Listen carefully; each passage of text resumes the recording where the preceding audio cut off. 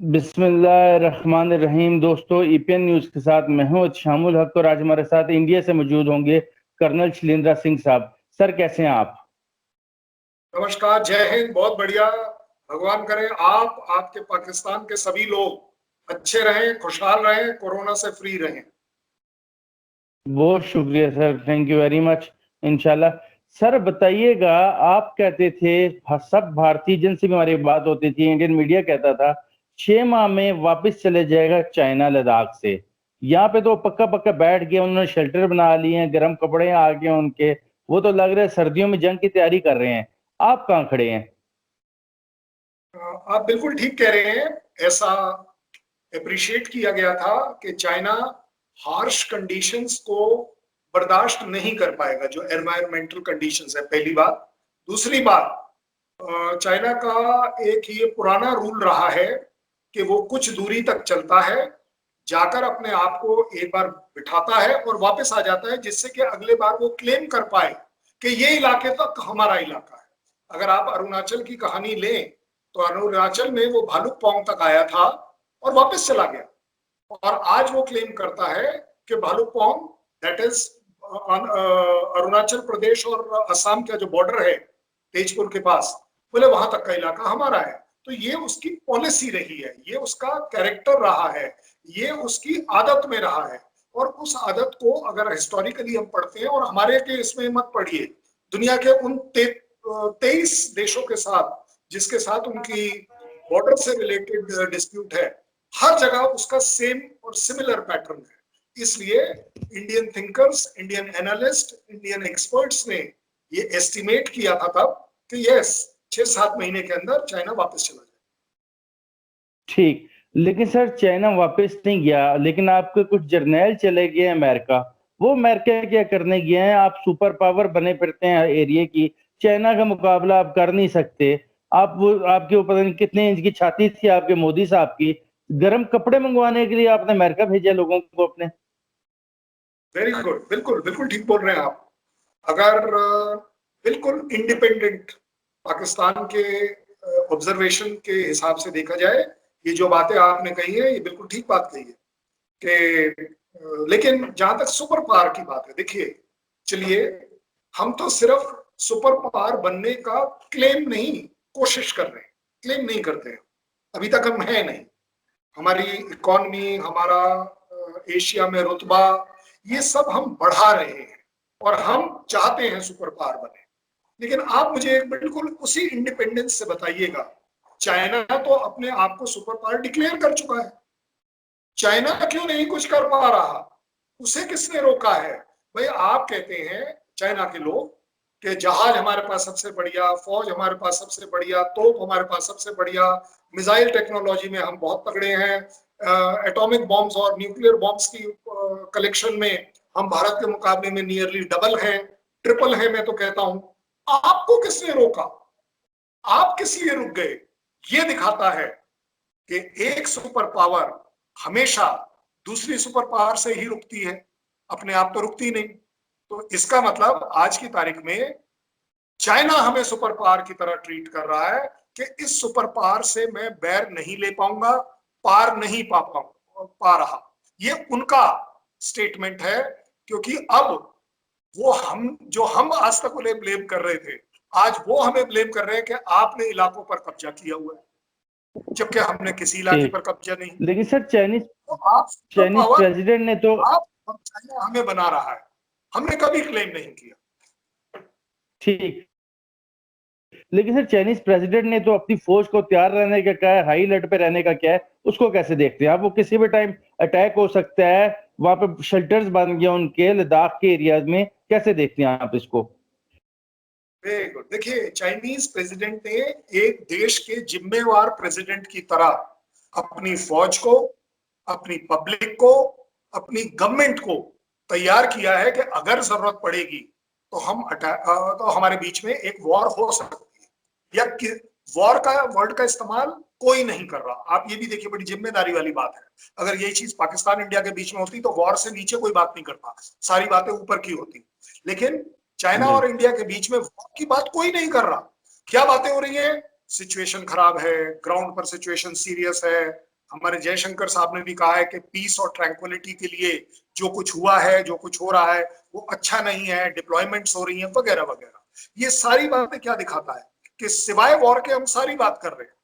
और अगर वो प्रेसिडेंट अपने देश, अपनी सेना को मोटिवेटेड रखना चाहता है, क्योंकि देखिए एक प्रेसिडेंट, एक गवर्नमेंट का ये फर्ज है कि अगर आपने फौज को कहीं लगाया है तो उसको मोटिवेटेड रखना है कि आप किस लिए लगे हुए हैं, टाइम पास करने के लिए या शेल्टर में एयर कंडीशन बैठने के लिए तो लगे नहीं है। आपने वहां फौज लगाई है कुछ सोच विचार के, और उस सोच विचार के अंतर्गत आपको उस फौज को मोटिवेटेड रखना अपने आप में एक बहुत बड़ी चैलेंज है, हर एक के लिए होती है। उनके लिए शायद इसलिए ज्यादा है कि उनकी फौज को इस तरह के क्लाइमेट में रहने की आदत नहीं। सर आपने फौज के मोराल की बात की, मोटिवेशन की बात की। आपके कुछ जर्नैल चले गए अमेरिका, वो अमेरिका क्या करने गए हैं? आपके बस की बात नहीं है चाइना से मुकाबला करना, अब आप वार की प्लानिंग भी जाके अमेरिका से करवाएंगे क्या? वेरी गुड, बिल्कुल आप बिल्कुल ठीक बोल रहे हैं। हमारे हाई लेवल डेलीगेशंस जो हैं प्रोक्योरमेंट के लिए बाहर गई है। इसको आप अगर इस तरह से समझे, देखिए इंडिया हमेशा पीसफुल रहना चाहता है और पीसफुल रहा है। इंडिया की तरफ से एग्रेशन ना कभी वर्ल्ड में किसी को दिखा है, ना इंडिया ने दिखाने की कोशिश करी है। इस वजह से अगर लेह लद्दाख के इलाके में हमें लगता था कि हमारी एक कोर वहां पर रहे और ट्रुप्स जो है वो एक या दो डिवीजन के बराबर के रहें, तो हमारी विंटर स्टॉकिंग, हमारी क्लोथिंग, हमारी सब कुछ उसी हिसाब से होगी। लेकिन अब अच्छा, उसमें भी जो इंडिया की जो ऑर्डिनेंस फैक्ट्रीज वगैरह हमारे क्लोथ बना रही हैं, वो तकरीबन आप ये समझ लीजिए 10-12 हजार तक के लायक तो बिल्कुल अच्छे बन जा रहे हैं। 15,000, 16,000, 20-22 हजार की जो है उसके लिए स्पेशलाइज्ड क्लोथिंग चाहिए। वो स्पेशलाइज्ड क्लोथिंग हमारे पास जो स्टॉक है वो प्रेजेंट डिप्लॉयमेंट के लायक थे, जो हमारी ट्रेडिशनल डिप्लॉयमेंट थी। अगर ट्रेडिशनल डिप्लॉयमेंट 10,000 फोर्स की थी तो एक फौज और एक सरकार और एक देश 10 के 20,000 रिजर्व रखेगा, इससे ज्यादा क्यों रखेगा? कि एक साल में अगर हमारा वेस्टेज रेट आ रहा है तो वो उसी हिसाब से होगा। जो अब फौज बढ़कर अगर 10 से 20,000 हो जाए तो जायज बात है, क्योंकि हमारे पास सिर्फ यही एक महीना बचा है कि हम अपनी विंटर स्टॉकिंग करें, क्योंकि उसके बाद चीजों में थोड़ी दिक्कत आती है, डिफिकल्ट है, चैलेंजिंग है। तो इस वजह से हमें of the shelf international market से ये आइटम लेना है।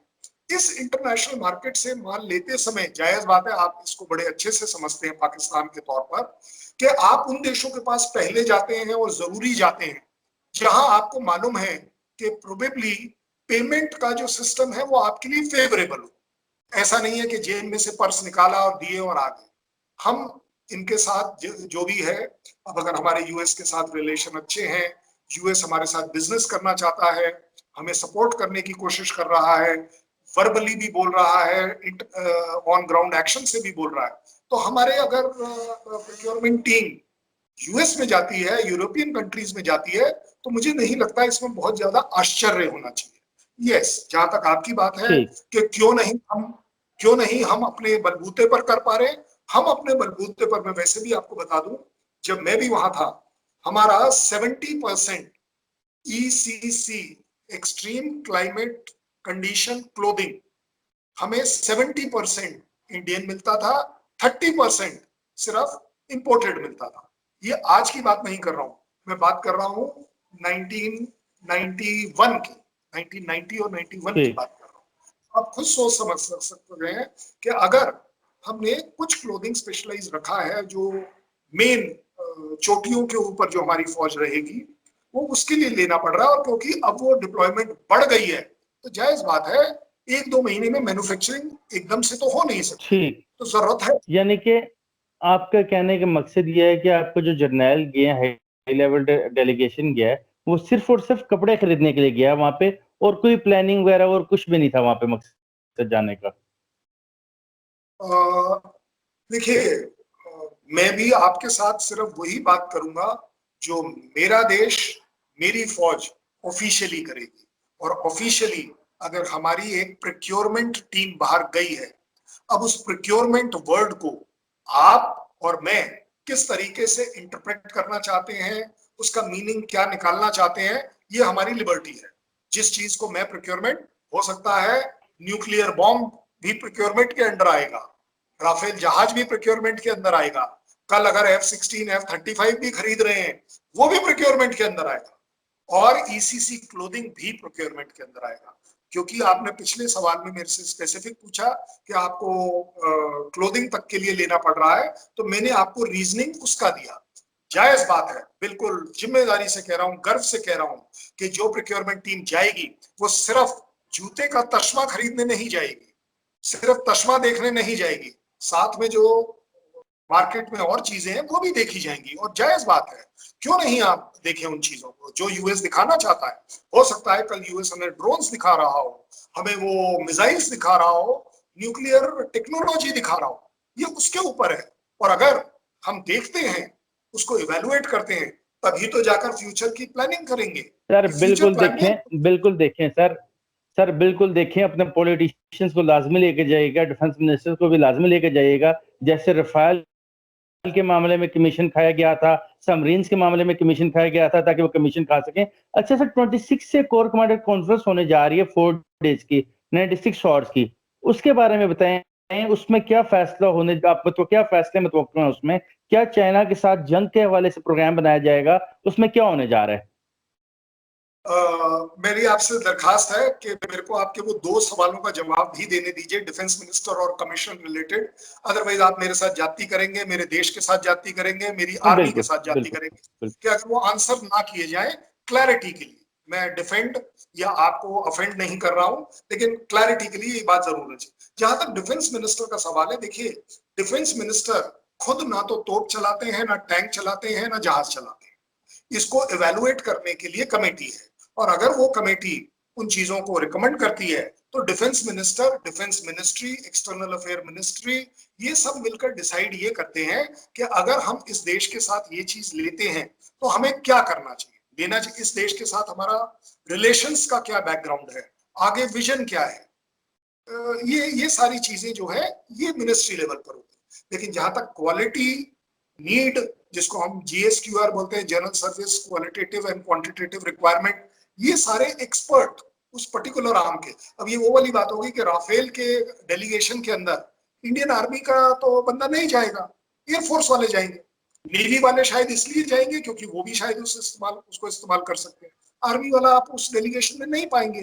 बाय द वे, आप सबको मालूम है कि फ्रांस में जो हमारे डिफेंस अटैची हैं वो एयरफोर्स के हैं, और उनका बहुत अच्छा सपोर्ट रहा फ्रेंच के लिए भी और इंडिया के लिए भी कि वो उस जहाज को ला पाए। सो जहां तक डिफेंस मिनिस्टर के इन्वॉल्वमेंट की सवाल है, प्रोक्योरमेंट टीम, इवेल्युएशन टीम के अंदर ऐसा किसी देश में नहीं होता आपका मिलाकर कि वो इन्वॉल्व हो। यस, आपके यहाँ शायद ऐसी ट्रेडिशन रही होगी, क्योंकि प्रोबेबली मार्शल लॉ रहने की वजह से थोड़ी दिक्कत आ जाती है, मैं समझ सकता हूँ कि पैसा कमाने के पॉइंट ऑफ व्यू से, क्योंकि कमीशन सबसे ज्यादा आपके और मेरे देश में बात होती है, हर चीज के बीच में कमीशन अटकता है। बाय द वे, आपको भी पता होना चाहिए, Rafale is a government to government agreement. There is a sovereign guarantee. So there is no private players involved. And that is why अगर कहीं चलिए ऑपोजिशन पार्टी या किसी के कहने में आकर कोई मिसगाइड होकर ये कह भी दे, तो उसे ये जरूर समझना चाहिए कि अगर 2 गवर्नमेंट लेवल पर करप्शन है तो फिर इस करप्शन का एक्चुअली कोई इलाज नहीं, जब गवर्नमेंट टू गवर्नमेंट कॉन्ट्रैक्ट। लेकिन अगर private player to private player हो रहे हैं, private player to semi government हो रहे हैं, तब यस चीजें बिगड़ती हैं। जैसा कि उनका कहना है कि बोफर्स के टाइम हुआ, लेकिन बोफर्स के टाइम भी ये प्रूव नहीं हो पाया फाइनली। आज जहां तक राफेल का सवाल है, और अगर कमीशन की बात करें, एक सुप्रीम कोर्ट से और बड़ी कौन सी अथॉरिटी हो सकती है, एटलीस्ट जिसने इवेलुएट किया, एयरफोर्स ने उसे इवेलुएट करने दिया और उस गवर्नमेंट ने उसको इवेलुएट करने दिया। सो उस 56 इंच के सीने की जिसकी बात चल रही है, वो 56 इंच का सीना सिर्फ इंटैक्ट इसीलिए है कि शायद उस 56 इंच के बीच में छेद नहीं है कमीशन के लिए, किसी भी तरह की बदतमीजी के लिए, ऐसा मेरा सोच है। थैंक यू सर, बहुत शुक्रिया कर्नल साहब आपके वक्त देने का। अल्लाह हाफिज। ग्रेट, जय हिंद।